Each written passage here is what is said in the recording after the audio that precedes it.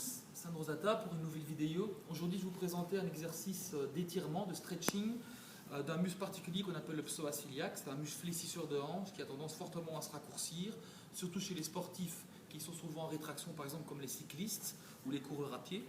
Donc, on va donner une posture qui vient du yoga pour étirer ce muscle en respectant les principes de la méthode de Gasquet, bien sûr, c'est-à-dire travailler sur l'expiration avec une mise en tension du périnée et sur une base d'autograndissement. Okay.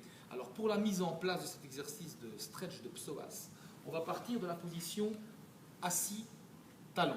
Alors 3 précautions à prendre. Mettre les mains dans le creux des genoux, comme ceci, donc les doigts sont enfoncés. Je m'assois sur les mollets et je vais dégager mes mollets vers l'extérieur et l'arrière. Tac. Ça décoapte l'articulation, ça la libère. Vous n'allez pas avoir une sensation extraordinaire, mais il va y avoir une petite liberté dans le genou. Ensuite, je fais remonter ma rotule, ce qui va étirer tendon rotulien, jambier et face antérieure de la cheville. Et ensuite, je dégage mes fesses en arrière pour antéverser le bassin, permettre l'étirement du périnée et avoir une meilleure position du dos. Sinon, si le bassin est en rétroversion, j'ai tendance à m'abâchir.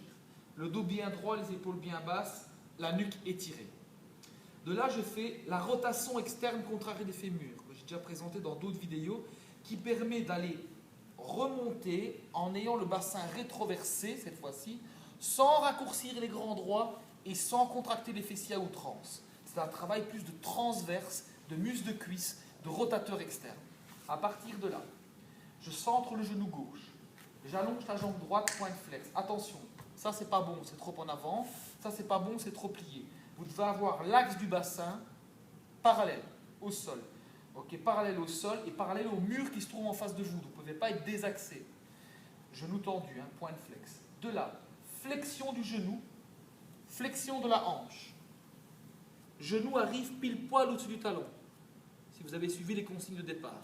Genou arrière, je soulève, rotation interne de la cuisse, je dépose. Comme ça, le bassin est plus dans l'axe. Sinon, il est de travers. Mettez bien le bassin dans l'axe. De là, principe de Gasquet mis en place. Contraction du périnée, coccyx entre les fesses. Expiration, autograndissement. Et j'appuie le pied dans le sol derrière. Comme ça, vous activez les fléchisseurs et il s'étire en action. Beaucoup plus efficace qu'un étirement passif. Et vous maintenez l'étirement. Le temps d'étirement va varier de votre objectif. Si vous voulez détendre les muscles, entre 10 et 20 secondes, ça suffira. Si vous voulez assouplir, il faudra dépasser 30 secondes d'étirement. Et vous pouvez le faire plusieurs fois de chaque côté. Ça dépend de votre temps. Il n'y a pas de temps exact. Plus longtemps on étire un muscle, plus il s'assouplit, tout simplement. Okay. Je remonte. Donc, pas de coup de rein quand je remonte. J'expire de droite. Okay. Je descends avec, et je remonte avec la force de la cuisse. Tac. Je replace derrière. Expiration, je descends. De droit.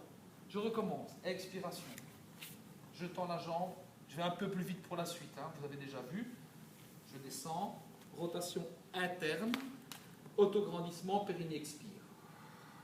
Attention, pas la tête en avant, pas la tête en arrière, dans l'axe du dos. Bien repoussé sur les bras, biceps tournés en avant. Expiration, je remonte. Je ramène. Voilà donc pour l'étirement des psoas, les fléchisseurs de hanches, mais il n'y a pas seulement que le psoas qui s'étire. Le droit antérieur